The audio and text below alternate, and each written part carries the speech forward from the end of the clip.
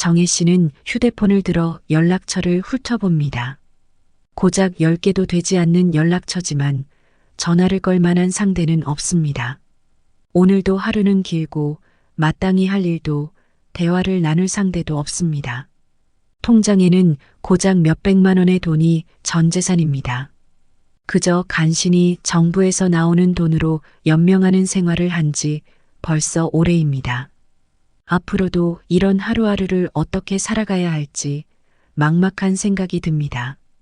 무엇보다도 힘든 것은 아무것도 하기 싫고 무기력한 기분이 계속 이어지고 있다는 것입니다.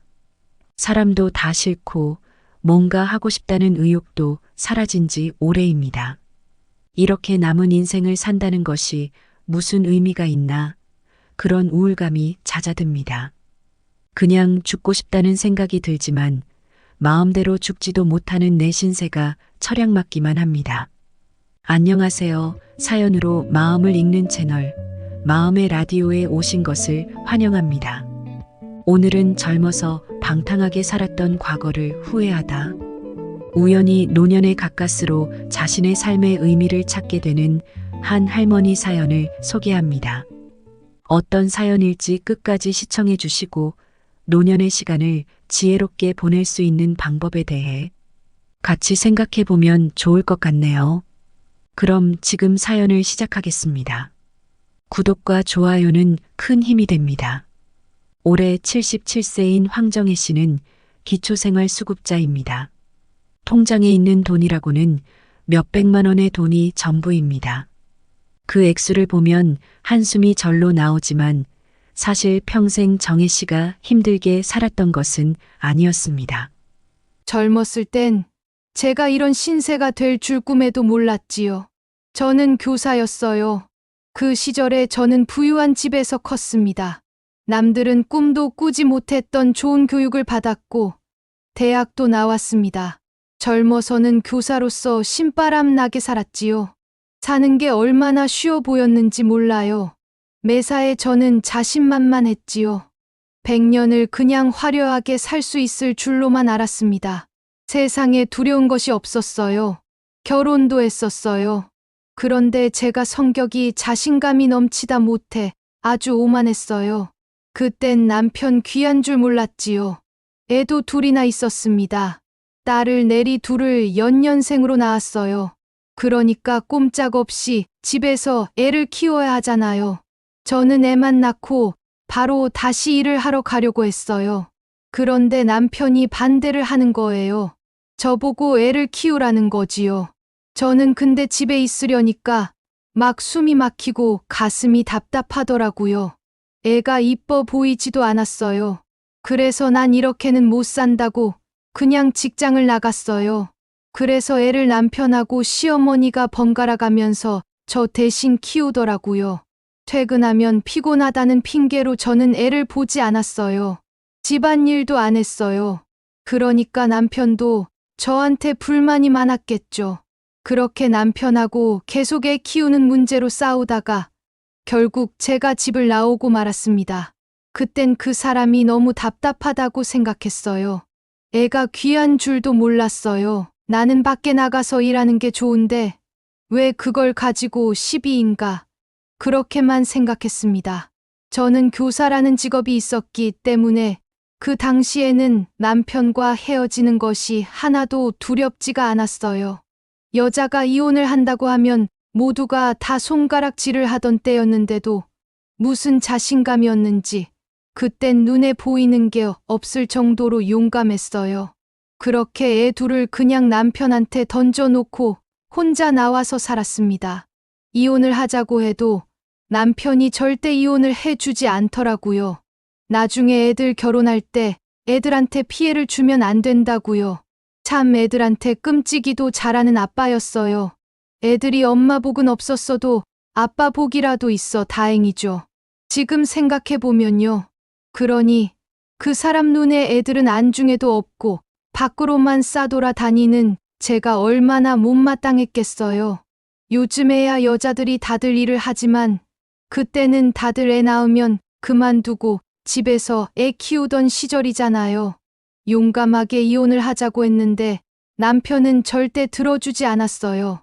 남편이 이혼을 안 해주니까 어쩔 수 없이 그냥 그렇게 서류 정리도 안 된 상태에서 혼자 살게 되었지요. 지금 생각해보면 남편한테 고마워요. 그때 이혼을 해줬다면 제가 아마 직장 생활을 제대로 하기 힘들었을 거예요. 그땐 여자가 이혼하면 아주 비난받던 시절이었는데 제가 겁도 없이 그걸 하려고 했던 거죠. 그래도 이혼은 하지 않았으니까 그런 주변의 비난으로부터도 자유로웠죠. 그 당시에는 남편이 이혼 안 해줘서 너무 미웠는데 지금은 너무 고마워요. 한치 앞도 내다보지 못하던 저를 남편이 구해준 것이나 다름없었으니까요. 그 철딱선이 없던 시절에 그냥 남편만 원망하면서 답답하다고 집을 나갈 궁리만 했어요. 결국 남편하고 매일같이 싸우다가 당신이 애를 알아서 키우라고 하고는 그냥 가방 하나에 옷까지 대충 넣어가지고 나 혼자 집을 나왔어요. 기가 막혔는지 짐 가방 들고 나오는 저를 남편이 붙잡지도 않더라고요. 좋은 직업이 있었기에 가정을 등지고 혼자 나와 사는 것도 아무렇지 않았던 정혜 씨. 집에 묶여서 애나 보는 것보다는 그렇게 혼자 자유롭게 사는 것이 너무 좋았습니다. 너무 좋았죠. 그때는 애 둘을 20대에 낳고 30대를 정말 무슨 한이 맺힌 사람처럼 놀면서 신나게 살았어요. 그땐 혼자 살아도 외로운 줄도 몰랐죠. 일 끝나고 사람들하고 어울리면서 같이 술 마시고 주말에 놀러 다니고 하면서 정말 배짱이처럼 놀고 먹고 했습니다. 그렇게 매일 같이 즐기면서 살다 보니까 애들 생각도 하나도 나지 않았습니다. 오히려 애들 생각을 하면 답답하고 짜증만 났어요. 정말 제 마음대로 자유롭게 여행 다니고 돈도 물 쓰듯 쓰면서 살았지요. 그렇게 살다 보니 어느 순간 나이가 들었어요.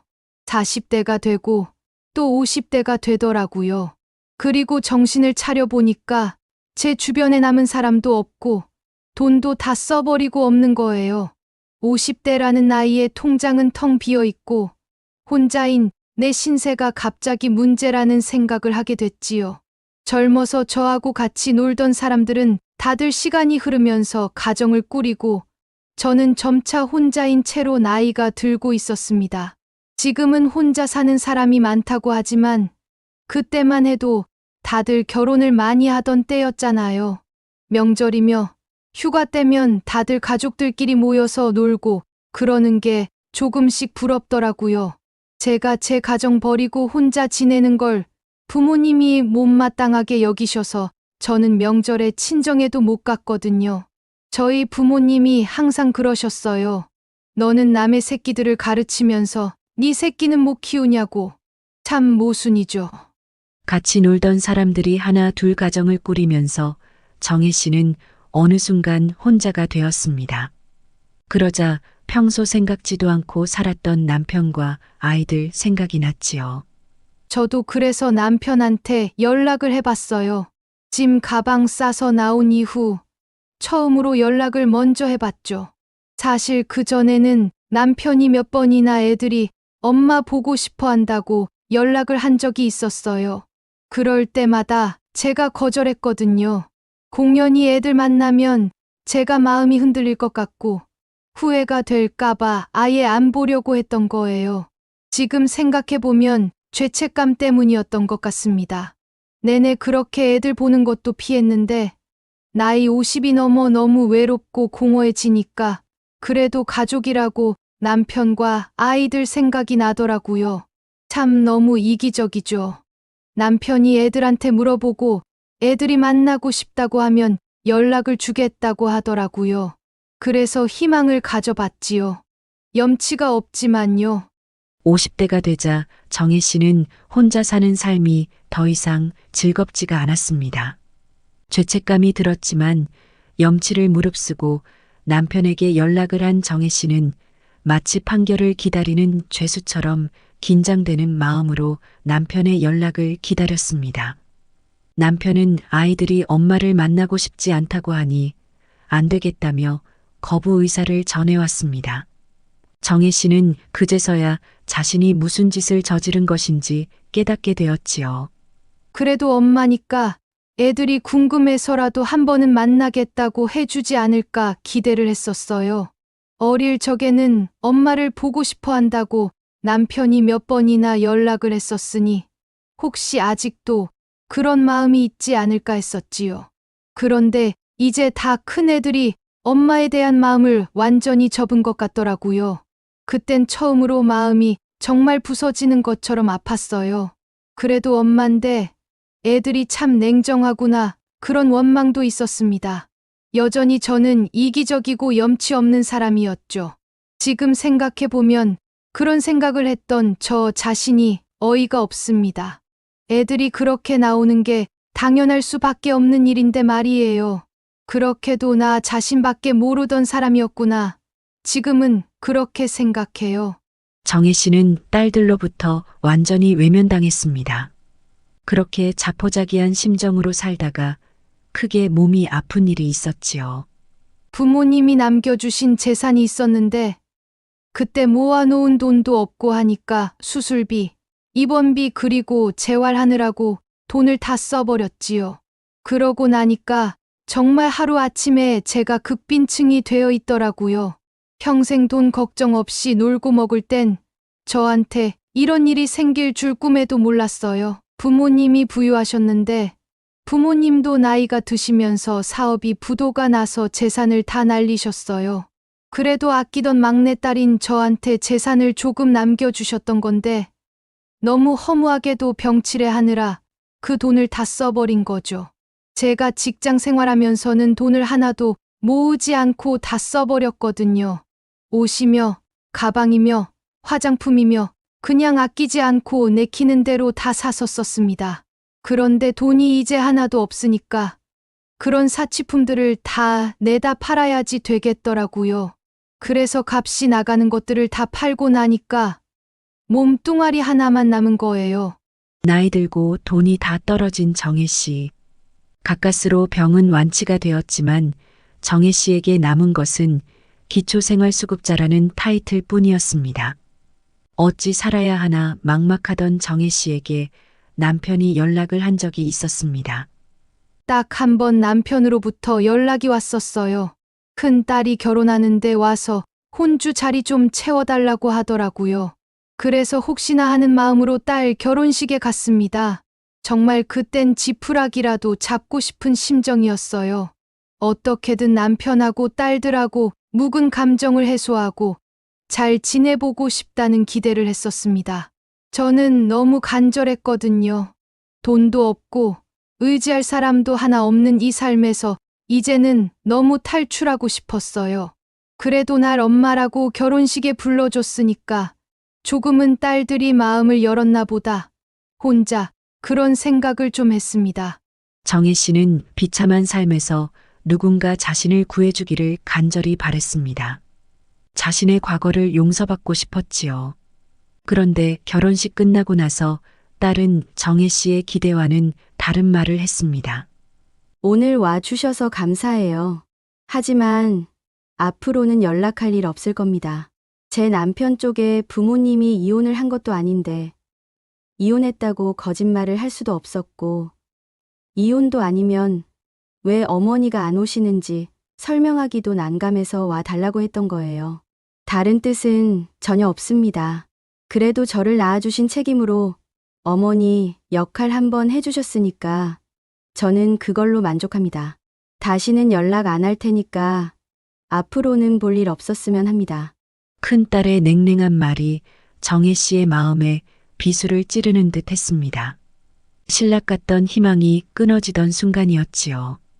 큰딸이 자리를 뜨고 둘째 딸이 정혜 씨에게 오더니 이렇게 말했습니다. 무슨 염치로 여기에 왔어요? 여기 오라고 한 큰 언니를 저는 이해할 수가 없네요. 오란다고 여기가 어디라고 와요? 뻔뻔해도 분수가 있어야지. 나는 앞으로 결혼을 하더라도 엄마 부를 일은 없을 테니까 김칫국이라도 마실 생각하지 마세요. 나한테 엄마는 오래전에 죽은 사람이니 난 누가 물어보면 엄마 죽었다고 할 거예요. 앞으로 연락하지도 말고 찾아올 생각도 하지 마세요. 둘째 딸은 정혜 씨에게 쌀쌀맞게 말하고는 자리를 떠났습니다. 며칠 후 남편과 정혜 씨는 마침내 정식으로 이혼을 했습니다. 혹시라도 이혼이 나중에 자식들 앞길에 문제가 될까봐 미루고 미뤄왔던 일을 큰 딸 결혼을 마친 후에야 마무리했던 것이지요. 그것이 남편과 딸들을 본 마지막이었습니다. 정혜 씨는 정말로 혼자가 되었습니다. 정혜 씨는 분명 자신의 가족이 있었음에도 그렇게 결국 혼자의 삶을 살게 되었지요. 젊어서는 자신이 원해서 선택한 일이었지만 이제는 어쩔 수 없는 일이 되어버렸습니다. 하지만 가족이 없는 것보다도 사실 더 정혜 씨를 힘들게 한 것은 돈이었습니다. 살면서 내가 이렇게 가난한 사람이 될 줄은 정말 몰랐지요. 누가 나이 들어 이렇게 비참하게 살게 될 줄 알았겠어요. 저는 남들 다 가난하던 시절에도 부유했고, 남들이 다 못 배웠던 시절에도 배운 사람이었어요. 하지만 그 거만한 생각이 저를 너무 경솔하게 만들었습니다. 그 흔한 보험 하나 들어놓을 생각도 못했고, 저축도 하나도 하지를 않았으니까요. 지금 생각해보면 대체 무엇을 믿고 그렇게 인생을 생각 없이 살았는지 모르겠습니다. 저를 책임져 줄 가족도 내 손으로 다 내팽개쳐 버리고 말이에요. 교사로 평생 일을 했으면 분명 적지 않은 돈을 벌 수도 있었을 텐데 정혜 씨는 어쩌다 이렇게 가난해진 것일까요? 교사를 천직으로 여기고 20년 넘게 일을 하다가 40대쯤에 퇴직을 했습니다. 반복되는 일들이 지겹고 좀 새로운 일을 해보고 싶다는 단순한 생각에서였지요. 저는 평생을 그냥 저 하고 싶은 것만 하고 살았기 때문에 그때에도 깊은 고민이 없었어요. 그냥 내키는 대로 했던 거예요. 학생들 가르치는 일만 하다 보니까 좀 새로운 일이 해보고 싶더라고요. 그때 제가 좀 외롭기 시작하던 때였어요. 제가 등산을 오랫동안 다녔어요. 산악회에서 친하게 지내는 사람들과 주점에 자주 가곤 했거든요. 제가 매일 같이 혼자 노는 걸 본 사람들이 저보고 주점이나 하라는 식의 농담을 많이 했어요. 그런데 생각해 보니까 정말 괜찮은 생각인 것 같더라고요. 어차피 남의 가게에 맨날 돈을 쓰는데 내가 주점을 하는 편이 낫지 않나 그런 생각이 들었죠. 외롭고 하니까 또 사람들을 많이 만나고 싶다는 생각에 주점을 열었어요. 그런 장사를 하면 잘할 줄 알았어요. 부모님이 남겨주신 재산도 좀 있고 해서 그땐 자신만만했죠. 외롭다는 생각에 덜컥 겁도 없이 있는 돈 없는 돈을 다 긁어 모아서 해본 적도 없는 주점을 시작한 정혜 씨. 하지만 주점 장사는 정혜 씨 생각과는 많은 것이 달랐습니다. 말도 못하게 힘들었어요. 음식도 생각보다 손이 많이 가고 술 파는 일이 너무 힘들더라고요. 저하고 친했던 산악회 지인들도 오면 공짜로 얻어먹기나 하려고 하지. 가게에 도움이 되는 사람들이 별로 없었어요. 공짜로 뭐라도 안 해주면 욕이나 하고 그 다음부터는 잘 오지도 않더군요. 저보고 주점하라고 매번 부추기던 인간들이 정작 하나도 도움이 안 되고 또 주점하면서 빈정상해서 오히려 연락이 다 끊어지게 됐어요. 그러니 사람 만나고 싶어서 했던 주점을 하는 보람도 없더라고요. 취객 다루는 것도 정말 보통 일이 아니고 싸움이 붙어서 경찰이 하루 걸러 하루 꼴로 오곤 했어요. 정말 못할 짓이더라고요. 그러니 대출받은 빚만 남고 결국 가게를 얼마 못 가 접었습니다. 그 이후에는 다시 교사를 하려고 했는데 그때 몸이 망가져서 수술도 받고 남은 재산까지 다 까먹게 된 거예요. 간신히 이런저런 일을 쉬다가 하다가 하면서 수십 년이 지나서야 빚을 갚았어요. 정말 힘든 시간이었습니다. 겁도 없이 뛰어들었던 주점 장사. 정혜 씨는 그렇게 본인이 늘 내키는 대로 살다가 결국 몸에 병까지 얻고 부모님이 남겨주신 재산까지 잃고는 빈털터리 신세가 되고 말았던 것입니다. 결국 돈도 다 잃고 내 손으로 내친 가족과도 완전히 인연이 끊어지고 나니까 대체 내 인생에 무엇이 남았나 그런 후회가 가득했습니다. 대체 왜 그렇게 살았나 매일매일 후회를 했어요. 젊어서 돈 잘 벌 때에 남들처럼 아파트라도 한 채 사뒀으면 내 노후가 이렇게 비참해지지는 않았을 텐데 공연히 주점을 왜 했는지 그냥 교사로서 정년퇴직을 했다면 그것도 훨씬 괜찮았을 텐데 그게 제일 후회가 돼요. 돈 있었을 때 집 사놓고 연금보험도 들어놓고 했었으면 그래도 이렇게까지 힘들지는 않았을 거예요. 너무 아무 생각 없이 살아서 그 재산을 다 날려버리고 나니 이렇게 초라한 신세가 되어버렸습니다. 몸도 이제 예전처럼 좋지 않으니까 내가 할 수 있는 일이 뭐 있나. 그렇게 자포자기한 심정으로 하루하루를 시간 때우듯이 살았습니다. 어떤 날은 그냥 콱 죽고 싶었어요. 그것도 쉽지가 않은 거예요. 내가 죽으면 딸들이 와서 치워주려나 딸들한테 그런 모습까지 보이는 건 죽기보다 싫더라고요. 그래서 죽지도 못하고 그냥 그렇게 신세 한탄만 하고 살았지요. 우울감이 날이 갈수록 심해진 정혜 씨. 만나는 사람도 없이 하루 종일 단칸방에 누워 있다가 집에 먹을 것이 떨어지면 장을 보러 외출을 하는 것이 유일한 하루 일과가 되었습니다. 그런 정혜 씨에게 변화가 찾아온 것은 우연한 기회였습니다. 갑자기 내린 비에 대형마트 건물 안으로 비를 피하러 들어가게 되었지요. 그곳에서 뭔가를 발견하게 되었습니다. 비도 피할 겸 할 일도 없고 하니까 화장실이나 쓰려고 대형마트에 들어갔지요. 그런데 거기에 무슨 문화센터가 있더라고요. 거기서 저 같은 할머니들이 모여 있는 것을 봤어요. 나 같은 사람들이 대체 모여서 뭘 하는 걸까 궁금했지요. 알고 보니까 그 사람들이 구연 동화라는 것을 하고 있더군요. 어린 아이들한테 동화를 재미나게 읽어주는 것 말이에요. 동화 읽어주는 걸 할머니들한테 가르쳐 주고 있더라고요. 너무 반가웠죠. 세상에 저보다도 머리가 더 하얀 사람들도 많더라고요. 그래서 제가 그걸 지켜보고 있다가 수업이 끝나고서 나오는 사람들한테 가서 물어본 거예요. 그 일이 자격증도 있대요. 요즘에 어린이집이나 유치원에서 할머니들을 초대해서 애들한테 동화를 읽어주게 하는 프로그램이 많다고 하더군요. 그러면서 저보고 수업에 꼭 오라고 하는 거예요. 정말 몇십 년 만에 누가 저보고 어디 오라고 한 것은 처음이 아니었나 싶었어요. 저는 늘 혼자였으니까요. 갑자기 눈물이 왈칵 나더라고요. 살다 보니까 누가 날 불러주는 일도 있구나. 정혜 씨는 그렇게 우연히 보게 된 구연 동화 수업을 나가게 되었습니다.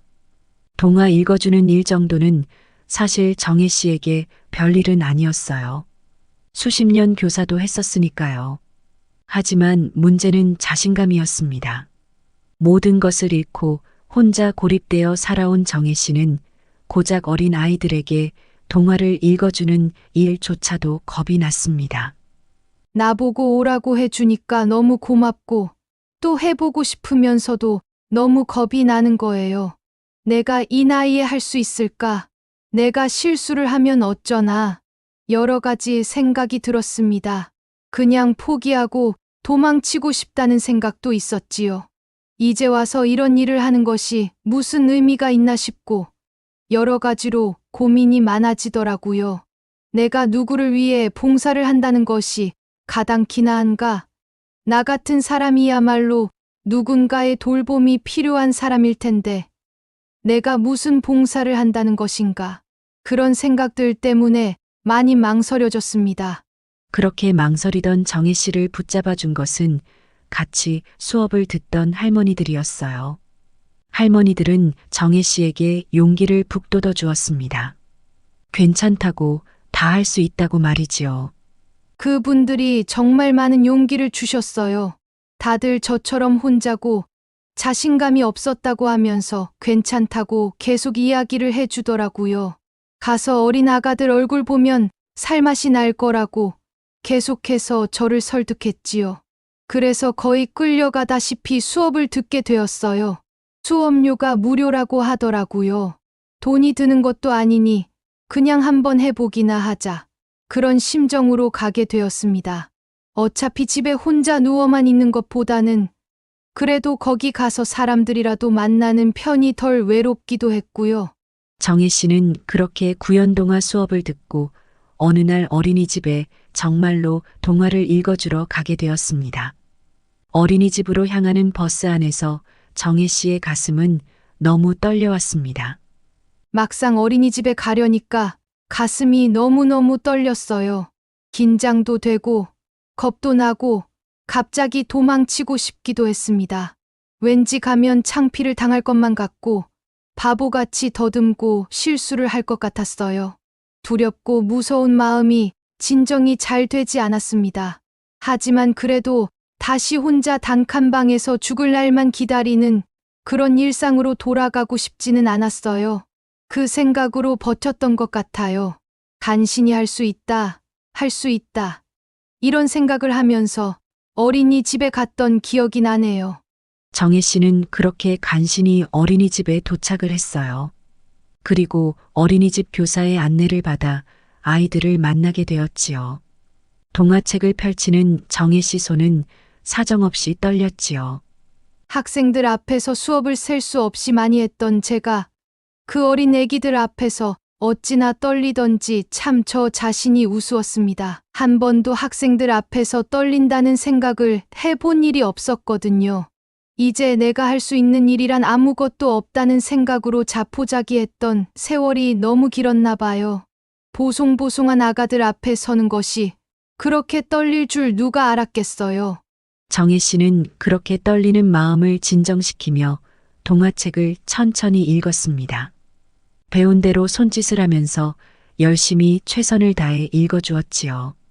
아이들은 까르르 웃음을 터뜨리기도 하고 배를 잡고 대굴대굴 구르기도 했어요. 아이들이 호응을 잘해주자 점점 자신감도 붙었지요. 그렇게 동화책 한 권을 뚝딱 읽었습니다. 동화책을 다 읽어주고 나자 아이들은 한 명씩 다가와서 정혜 씨를 안아주었어요. 고사리 같은 손으로 제 등을 안아주는 아이들이 너무 사랑스러웠습니다. 그 작은 아이들을 품에 안아보니 얼마나 따뜻하고 위로가 됐는지 몰라요. 눈물이 날 것만 같더라고요. 정혜 씨는 아이 하나하나를 꼭 안아주고 다음에 또 만나자 하며 어린이집을 나섰습니다. 정혜 씨의 첫 수업은 아주 성공적이었어요.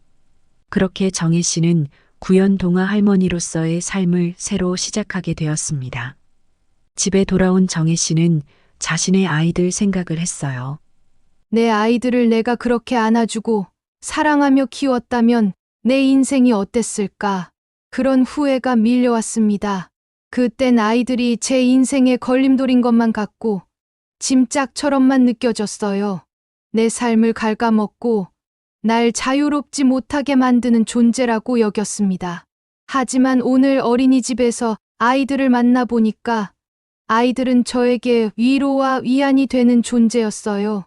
그 아이들로 인해 저의 인생이 밝아졌고 또 새롭게 살아갈 용기도 많이 생기게 되었지요. 제 자식도 그처럼 저에게 인생을 살아갈 용기와 희망일 수 있었을 텐데 그땐 그걸 전혀 몰랐어요. 제가 너무 어리석고 이기적이어서 사랑을 받을 줄만 알았지 줄은 전혀 몰랐나 봅니다. 정혜 씨는 과거의 자신을 반성하고 또 반성하며 살게 되었습니다. 지금 아는 것을 그때도 알았더라면 지금 정혜 씨의 삶은 180도 달라졌을지도 모를 일이겠지요. 제가 아이들을 남편하고 정성껏 키웠다면 아마도 지금쯤 어린이집에서 만났던 그런 손주 손녀를 봤을 수도 있겠지요. 저를 진짜 할머니라고 불러주는 그런 사랑스러운 아이들이요. 엄마가 된 것이 숨이 막히고 그렇게 싫었는데 그 일로부터 도망친 삶의 결과는 비참하고 외로울 뿐이었어요. 다시 과거로 돌아갈 수만 있다면 최선을 다해 아이들을 키우고 가정을 지키려고 노력할 것 같아요. 이렇게 후회할 줄 그때 알았더라면 말입니다. 정혜 씨는 구연동화 자격증에 도전을 하고 있습니다. 그리고 많은 어린 아이들을 만날 생각이지요. 이제 정혜 씨의 삶은 과거처럼 비참하고 우울하지는 않다고 하네요. 이미 지나간 세월을 후회하고 한탄해봤자 그 시간이 다시 돌아오는 것은 아니지요. 정혜 씨는 자신의 과거를 반성하지만 그래도 남은 인생은 좀 더 값어치 있게 살고자 합니다. 이 나이에 제가 누군가에게 도움이 될 수 있다는 것이 놀라워요.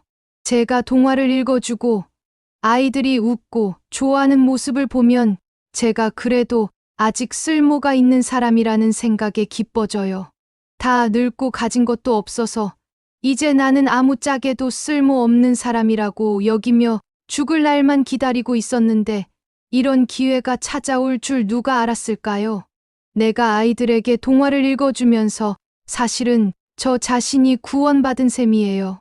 자격증을 따서 더 잘하고 싶은 마음도 들고 어린이집뿐 아니라 요양원 같은 곳에서도 책을 읽어주는 봉사를 해보고 싶습니다.